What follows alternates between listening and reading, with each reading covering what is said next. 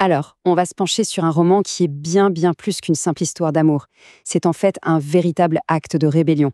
Aujourd'hui, on va décortiquer comment Jane Eyre a complètement bouleversé l'idée qu'on se faisait de la femme à son époque.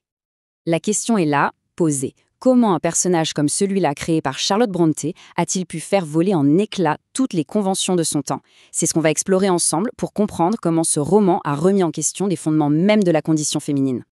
Mais bon, avant de parler de la rébellion, il faut d'abord comprendre contre quoi, ou plutôt contre qui, elle se bat. Il faut s'imaginer cette fameuse cage dorée qu'était la société victorienne pour les femmes. Une prison, en fait, faite de conventions et d'attentes.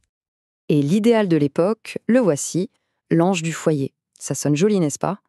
Sauf qu'en réalité, ça voulait dire quoi? Ça voulait dire être pieuse, pure, soumise et entièrement dévouée à son intérieur. En somme, une boussole morale pour la famille, mais une boussole qui n'avait ni voix ni pouvoir de décision. Alors, pour une femme de la classe moyenne comme Jane Eyre, les options de vie étaient, disons, très limitées. Il y avait le mariage, évidemment, c'était le chemin tout tracé. Sinon, gouvernante ou enseignante. Pour les femmes de la classe populaire, c'était couturière ou ouvrière. Mais dans tous les cas, le point commun, c'était la dépendance. Et il faut bien comprendre que cette lutte de Jane pour se faire entendre, ce n'est pas juste de la fiction.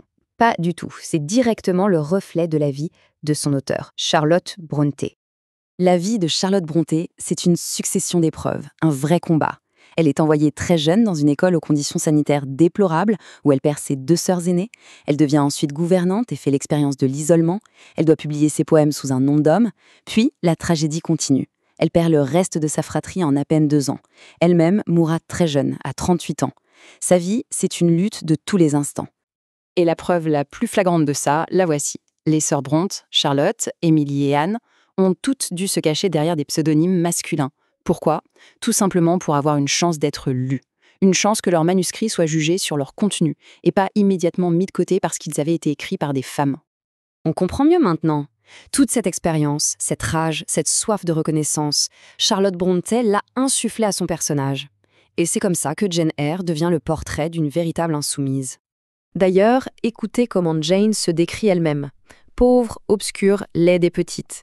Elle coche toutes les cases du stéréotype, celui de la gouvernante invisible, insignifiante, celle que personne ne remarque. Sauf que c'est là que tout bascule. Face à son employeur, Rochester, l'homme qu'elle aime, elle ne se soumet pas. Elle le regarde droit dans les yeux et lui lance « J'ai autant d'âme que vous, et tout autant de cœur ». Ce n'est pas qu'une simple déclaration d'amour, c'est une exigence d'égalité. Pour l'époque, c'est d'une audace incroyable. Et en fait, tout le roman retrace ce cheminement. Enfant, elle ose tenir tête à sa tante cruelle. À l'école, elle affronte le directeur hypocrite. Plus tard, elle quitte un poste sûr pour voir le monde. Et à Thornfield, elle refuse d'être une simple employée et se mesure intellectuellement à son patron. Le point culminant, c'est bien sûr quand elle choisit de fuir et de devenir une sans-abri plutôt que de perdre son intégrité en devenant sa maîtresse. À chaque fois, elle choisit sa conscience avant la sécurité. Mais Jane n'est pas la seule femme à se battre dans les murs de Thornfield Hall.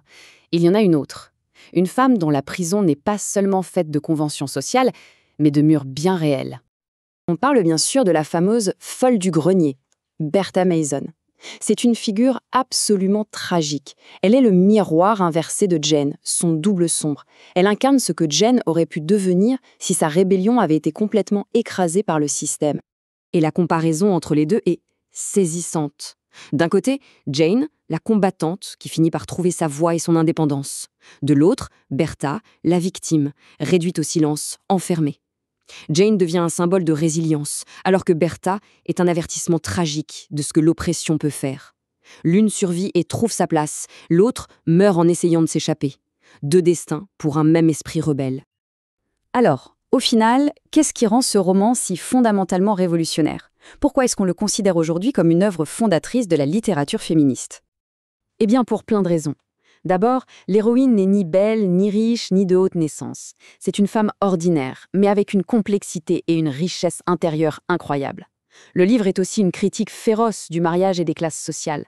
Mais surtout, et c'est ça le plus radical, Brontë place la vie intérieure d'une femme, ses pensées, ses désirs, ses combats, au centre absolu du récit. Et ça, à l'époque, c'était tout simplement du jamais vu. Cette phrase, prononcée par Jane, résume tout. On suppose que les femmes sont généralement très calmes, mais les femmes ressentent exactement comme les hommes. C'est une affirmation simple, presque banale aujourd'hui, mais qui à l'époque était une véritable bombe. L'affirmation d'une humanité complète et partagée. Et même si le roman se termine sur un mariage d'égaux, la question reste entière plus de 175 ans plus tard. Cette rébellion est-elle vraiment terminée? Est-ce que le combat de Jane pour le respect de soi et pour l'égalité est achevé? C'est toute la force de ce livre. Il continue encore aujourd'hui de nous poser la question.